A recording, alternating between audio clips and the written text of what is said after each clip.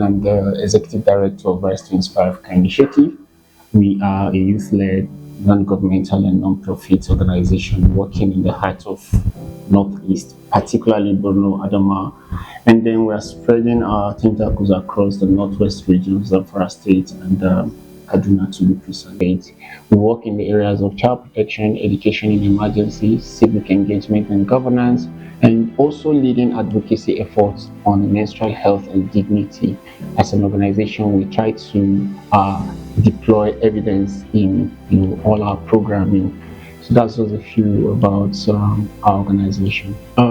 So if we're talking about barriers, I think there are a couple of barriers that actually have been preventing persons in accessing SRH services. One of those barriers are social-cultural norms and stigma. So oftentimes we've seen how our social-cultural norms, our cultural beliefs, our dogmatic beliefs has actually played a significant role in how young people access, some of these services.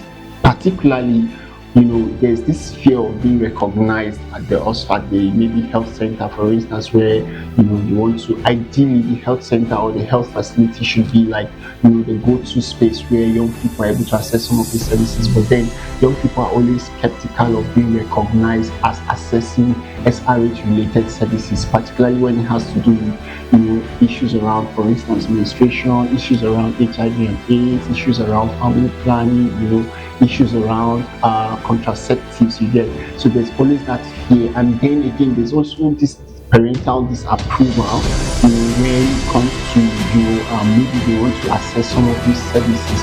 Now if you imagine where an adolescent is stepping into health facility and it's maybe telling the attendant that they want to access, maybe let's say for instance some kind of family planning services, the first thing they get to see is that disdainful need from either the health person. So this actually takes me to the next point, which is going to be the attitude of the caregiver or the health worker at the facility.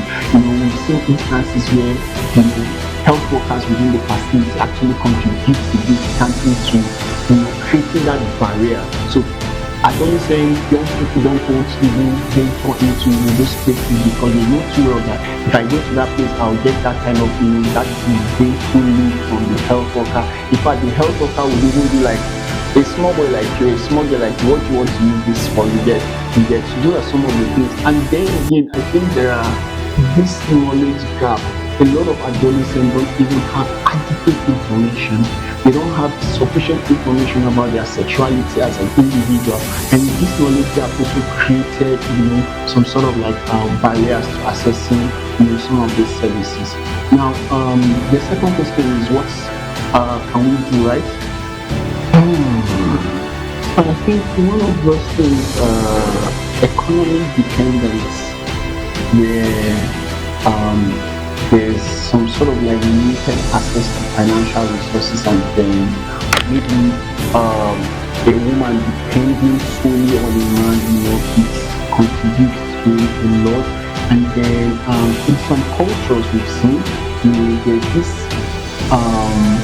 restrictive norms that actually that says, women cannot even, I think is it in one of, I don't want to mention the name of the country.